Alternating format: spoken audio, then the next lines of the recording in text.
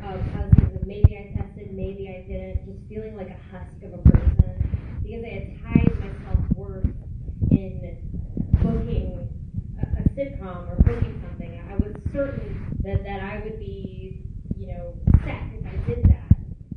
And that's a tough mindset to have.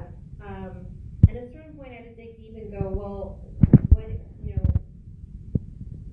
you want to create, right? And whether it be in a character within scenes or, in that way, but there are other ways you want. There are other stories you want to tell, and really for me was to double down on writing, and I have a podcast called Who Charted.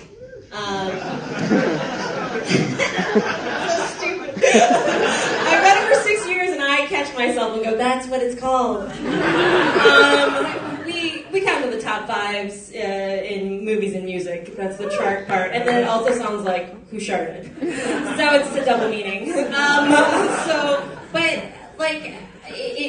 It gave me having discipline, right? So my discipline couldn't just be what I hoped was is you do the audition, you book it, bam. No, the discipline has to continue to find different ways to create, fail better, keep trying, share my work, receive notes, get better, and that's how I think I've progressed. And they're just truly were dark times, just crying fetal position.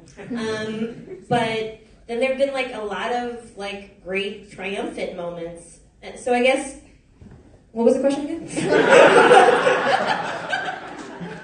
I don't care. I'm just listening to these stories. Was there a specific moment where you really want to give up? If you want to share your fetal position story. Okay, all right. I thought you meant no, you don't have to do it now. Okay, I don't need to do that. That's good.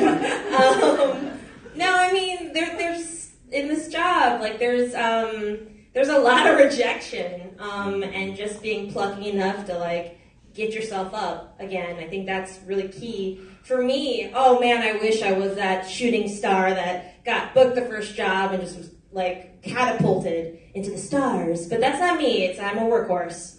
It's a marathon for me. And so really, really understanding that endurance and the practice of just putting yourself out there and you keep trying and you keep getting better.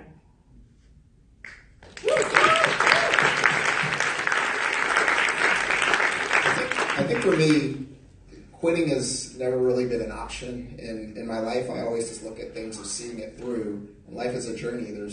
You think of it this way: the moment you die, you no longer have a chance to see it through. That's your end. So when you're alive, you have all the chances in the world to see things through. It's just a matter of choices and how you go about it.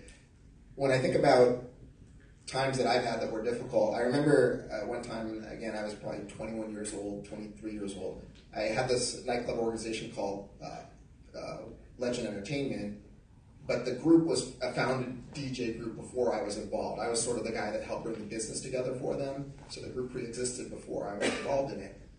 And I took them from mobile DJ service, very small group, to doing nightclubs in Las Vegas, San Francisco, San Diego, LA. At one point in time, we were doing 9 nights a week. And all the it was a different industry back then. It wasn't even what it is now. Today, it's okay, I have a social network and 5,000 subscribers, so let me push send on a profile and I'm a promoter. It didn't work like that back then. There was no social networking. Everything was hand to hand. You built teams, employees, people. This is a different environment. What was interesting, though, was one day this group, and I forgive the scenario, but they kind of revolted because I was the one leading the business, yet the business existed in the past. So the group at one level said, well, why are you the one leading the business? I'm like, well, because I'm leading it. And they said, well, this is our group. And it was rough for me because I thought it was all of our group, and the person that I was dealing with in the group, there was sort of a mutual understanding that this was all of us. But apparently the set of friends that was connected to this group felt otherwise. And long story short, what ended up happening was they sort of said, we don't think you can run this group anymore. And this was coming from a place where I put a lot of energy into that. And I said, well, why is it that you feel that I can't do this? And they're like, well, because we feel like we should take it in this direction. I was like, well, if that's how you feel, that's fine. I remember a lot of my friends called me and they said, what are you going to do, Dave? You just, in essence, got kicked out of the group that you built. And I said, well, why are you asking me what I'm going to do? You should be asking them what are they going to do. Because you cut the head off the snake and the body is like, going to dangle around for a little while. But at some point, you have to believe in yourself in every project that you're a part of. At that time, I wasn't sure if I believed in myself, but all of the nightclubs that I had relationships with, because I set them up, they all said, Dave, the owners were saying, oh, the only person I know in this organization is you. I don't know any of these people that have basically taken this business away from you. And the business is not you. You are you. You are you, and what you do is what makes you who you are. And when they said that, it kind of made sense to me. I said, it's not that I don't need that group. I needed that group, and they needed me, and we were fine together. But what happened was it kind of enlightened me to realize I'm more than what I believe. And I think that that's a very important topic, because when you believe you're capable of anything, not that I'm a superhero going to fly to outer space or something like that, but when you believe that you can do something, all it really takes is hard work to get there. And you have to be able to flow with the opportunity. You might be working with one opportunity in mind, realizing that another door is going to open up, and that's just how life kind of unfolds. My life has been constantly unfolding in front of me because I work hard, yes, because I work with great people, yes, but it also unfolds in front of me just because I see things in a way that I believe opportunity comes to me. I think you guys should think of it that way. Don't think of opportunity as so hard. Open up to people. You don't know who you're sitting next to all the time. You don't know where things are going. You don't know what people know or who people are connected to. And the reality is relationships are so important. And I'm sure in this room alone, there are connections that need to be made that will propel each one of you in a different place. You just got to be able to make that connection. So, when it comes down to it, I really believe that, first of all, ceiling. I think there's a part of this conversation that's supposed to be on the ceiling. How is there a glass ceiling, bamboo ceiling, whatever the term is? If you don't believe that that exists, then it doesn't exist. And I do understand that if you look at the stats, like, hey, stats suggest that, there's limited opportunity or whatever the stats suggest. Yeah, there's some truth to that. There's truth. But at the end of the day, it really comes down to belief. Like, if you believe you're going to be able to get there, trust me, you will get there. And I've always been told, it takes, 20 years to be an overnight success. I'm so lucky to be involved in World of Dance. That's been a great opportunity. I now serve as an executive producer on a program that's doing very well. And I look at it as this is a whole new opportunity. I don't look at it as, okay, TV is now happening. We have a broadcast show and it's got some good ratings. We're about to have a show in Thailand. We're about to have a show in France and Germany. There will be multiple formats of World of Dance. The thing that's interesting is the partnership that we're creating with TV is changing. It's not about just broadcast anymore. Now we're talking with the Comcast side about partnering with World of Dance and growing the brand. If you think about So You Think You Could Dance, I love that program too, don't get me wrong. They were the predecessor, 14 years long, and they keep going, which is amazing.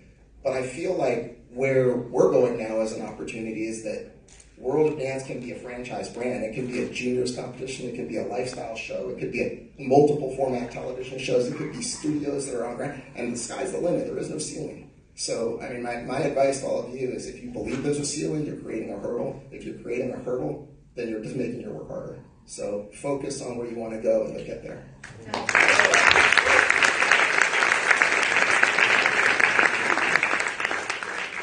How do I follow that? Nice. I had a really, I started as a dancer and I had a really interesting, fun dance career, and I did it for about 7 years professionally. And there was a point where I was, I started acting before I started to dance, and I wanted to just act, and that was a hard transition. Because I would go into rooms and they'd see my resume, even though they're like, oh, you've done TV, you're dancer number 2, dancer number 3, and it's all these things where it's just like, but where's your acting stuff? So I was in the same place where an actor would just come in and have no credits in the same way. So that was really a difficult transition for me. trying to get in the industry in a different part of the industry. And it came a time where when it was a weekend where I was in the weird headspace. My grandma just passed away, and my mom was kind of like questioning, like, well, what are you doing now? Are you dancing anymore? Are you doing any of this stuff? And she just told me that, maybe you should go back to school. I don't know. You want to start all over again? Is this something that you really want to do? And I had this point where I'm like, I already dropped out of college before this. I don't want to go in and possibly drop out again. But at that weekend, I got a call for an audition on a Sunday, and I was like, what? Sunday? I don't want to go to an audition. I just got out of a funeral. This is crazy. And I remember my girlfriend at the time, who's my wife now, she did a pilot for this show, a show called Glee. And she was like, oh, this is really cool, it's gonna be a musical. And I'm like, I have to go back. Like, I love dance, but I'm like, that's the thing that I was trying to like transition out of. And so I went to the audition on Sunday, and I read some lines, and then a week later, they're like, oh, you booked it. And I was like, oh, that's cool. And they're like, oh, it's for a day player. And I was like, oh, this is fun, but I'm gonna dance. And I was like, oh, do I have any lines? And they're like, no, but we want you to dance. And I was like, cool, okay. So I was like, that's a big win, because I didn't know what the show was. I don't know how big it was going to be. No one knew. And at that point, before it aired, it started, gaining a lot of traction. But that was like one step into it, because you look at it as, oh, that's a big step. You're on a big show. Cool. But behind the scenes is like, I am on a big show, and I'm very grateful for it. But now I also want to be able to be featured, and be a part of it, contribute, and be a character. And that's what I was. And for the longest time, I was a background dancer.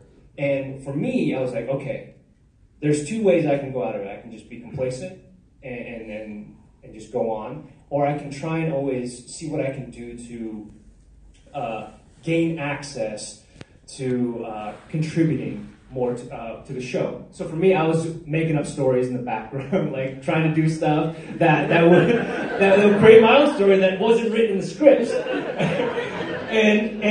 I wasn't trying to pull attention away from anybody, but at the same time, I was creating my own character, because there's no description. Mike Chang, dancer. That's all it was. Asian dancer. And then I remember Ryan Murphy came up to me and he's like, hey, I got you a line. I said, okay. And I was like, what is it? It's like, I can pop and lock. So I'm like, hey, don't mess this up. So I'm practicing in front of me, like, I can pop and lock. I can pop and lock. And I do this. So, and I did the line, and for the whole first season, I think I had 3 lines, the whole first season. And it was an amazing experience working in the first season, because I got to do some really fun numbers and being part of this awesome cast. But after that, after the first season, we went on tour. So for me, it was like, what else can I do to make them see my talents without like being like all up in their faces, because that's just not kind of how I roll. And at that time, I was working with John and Chu on LXD after we did Step Up 2. And it was cool to work on a project like that, and then also, after hours, work on LXD, which was such a passion project. And we worked on these, if you guys don't know, it's a Legion of Extraordinary Dancers, like a dance series. And then it caught on. Then we started doing these really fun shows, like on the Oscars, and we went on the TED Talks, and so we did dance. And what was cool is Ryan Murphy was like, "Oh, that's interesting. We're going on tour, and I don't want a band to open up. How about LXD opens up for us?" And so he like came directly to me, and I'm like, it's not my thing, it's John's. So I asked John, I was like, is it cool? He's like, hell yeah, let's do it. And for me, I was like, okay, well, like let's it's such a cool thing to bring the two worlds together. But at that time, I also had a role on LXD where I was playing a character, and then I had a solo performance before the Glee show. So I would do the solo performance and then do the show with the rest of the cast. But it was this one point where I walked out, and it was the first show we did. And in my mind, I'm like, oh, I'm this background dancer on Glee. No one's going to know who I am when I step out, but it's going to be a fun performance, and it's going to be great. And people recognized me and just went nuts over the character Mike Chang. And then the producers and Ryan saw that. So they're like, oh, this is interesting. They know who he is. And from then on, they upped me as a series regular. They started giving me a storyline. And for me, I would say the story for that is you might get that big opportunity, right? But you got to be prepared for it, and also be creative in how you push forward. I think there's this avenue. Oh, there's no one avenue. There's different avenues of like, do this, and you're going to be successful. I think that's bullshit in my mind. I think you have to find out what works for you, what special talent that you can put forth and contribute to the story. At the end of the day, we're all trying to create stories, and you are your own authentic being. Like, people say, like, oh, that's not authentic Chinese food, that's not authentic blah, blah, blah food. But I think for some people, they like to put different things in it, and that's authentic in their household. So that's the same thing as you as a person. Be authentic, and don't be afraid to show that to people, because you never know what you're going to miss. And last thing I want to say for those opportunities is there's moments where I really spoke out. There's moments where I really showcased what I could do, but there's also moments where you kind of step back and say, I'm going to be observing this so I can learn from this. And not always speak up and being that person that talks a lot, because you end up becoming that annoying person that they don't want to hire. So, I mean, at the end of the day, I think be balanced, look at both sides, look at all of it, and be authentic as much as possible.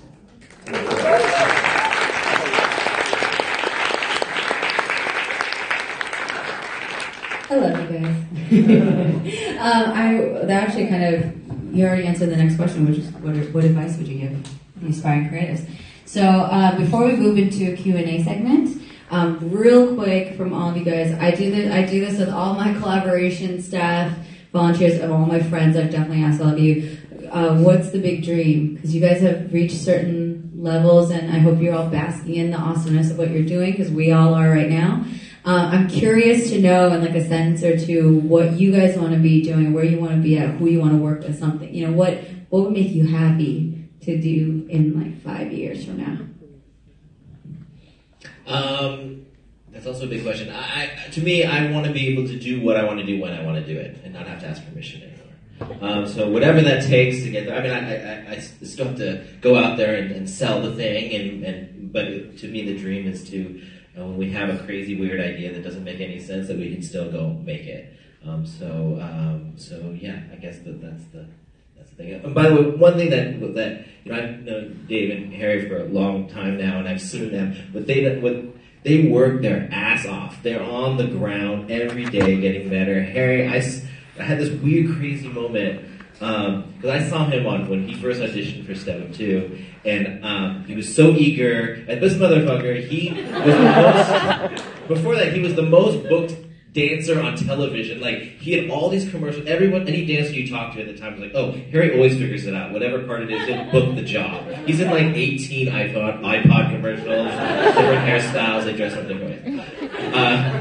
And then when he wanted to be an actor, that jump, he came in an audition, and I asked him to do capoeira. I had invited all the producers because they loved Harry, they loved his look, so they wanted to come watch him do dance. So he danced, and I said, oh, can you do capoeira? And I couldn't.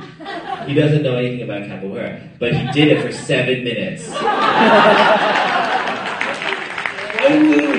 was dying, and I was like, I can only do the same handstand, like, only so much.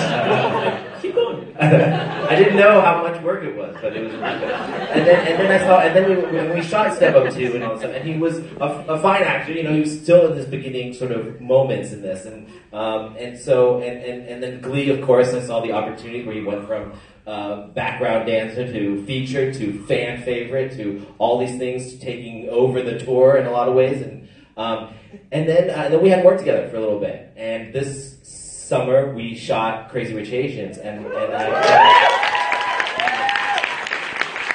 didn't want to, there's a part that gets bigger as the franchise goes if we're so lucky, and it fit Harry the best. But it was a little part, in this movie. So I asked him to come and do this as sort of a favor, and with the idea that this would grow. And knowing he could kill it. But at the same time, not fully knowing, because when he showed up, and he's with Gemma Chan in the scene, and it's just like, he walks in with this suit. I did not expect it. I'm looking at this guy, and he is so suave and charming. He went from this level actor to this level actor, like leading man. A man showed up on screen that day. Honestly took my breath away, like, holy fuck. This guy made it. He figured it out. He worked with all these people and kept working and got better and better and better. So to me, like that is inspiration alone, to see him progress, not just want it, but like progress so much that it shocked me, and I've known him for a long time. So it was a weird moment that now I look at him, I'm like, damn, you're good looking, bro. You're charming. You're a leading man. Thank you. Look at Dave now. Damn, I'm a grown up now.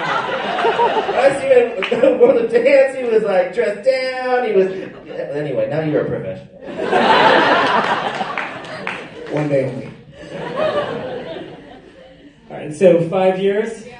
I want to be able to do capoeira. You heard it here. So, 7 yeah, maybe 10 years actually. Okay. A lot of practice. So, I mean, in my career, I've worked in a lot of different industries, everything from industrial, infrastructure, financial services, and I think media, entertainment, I think it's the best industry in the world. I think it's the best place to be. It's so exciting. I mean, we're getting to work with really creative people in a business that changes so much. And when I look at how people are consuming content more than ever before, and so everything is changing. And so for me, I just want to be part of that change. And I know that 5 years from now is going to look completely different than what it is today. But I mean, it's so exciting in terms of what that future holds. That's why I thought I was going to just say 10 years, and I was like, I think everything's going to change like next year. You know what I mean? Like, let's be real. I want to develop narrative shows, have my own production company, direct. Just that. It's not a big deal. Just let me do it. But let's give it up to both of these guys. Amazing socks. Amazing shoes. I mean, really, give it up. Give it up for these socks.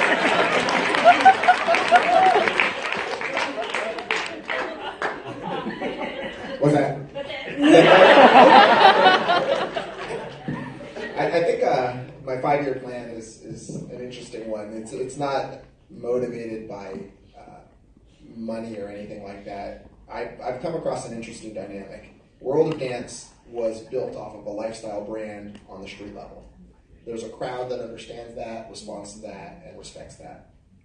On the other hand, NBC creates a much larger audience that is a completely different audience for World of Dance, and there's some benefits to that. Now we're creating a World of Dance live tour. There's all kinds of amazing opportunities because TV has broadened our reach.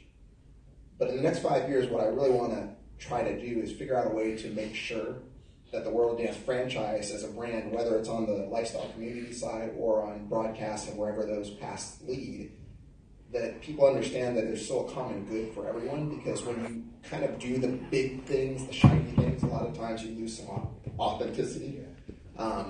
And people are going to automatically say things, of course, okay, it's a big show, this guy should have won, that should have happened, this should have happened, J-Lo doesn't know how to dance, whatever. Like, the reality is she does. No, I'm serious. Like, the comments that we see on these programs are amazing. Like, she does know, and she was one of you, 30 years ago trying to make it happen before she was who she is now.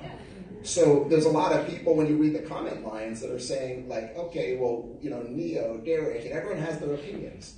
And that's I don't want to say the negative side of broadcast, but broadcast opens it up to such a wide audience that doesn't understand everything. And then you have such a narrow audience, on the other hand, that supported us for so long. How do you bridge that? And how do you make sure that you're serving both audiences in a way that is respectful to everybody? That's a super important passion for me.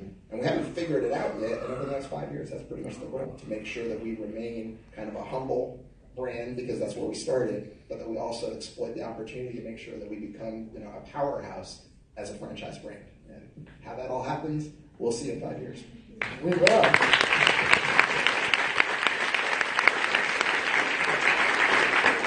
This is always a very difficult question to answer for me. I remember being asked, what is your tenure plan from 10 years ago? And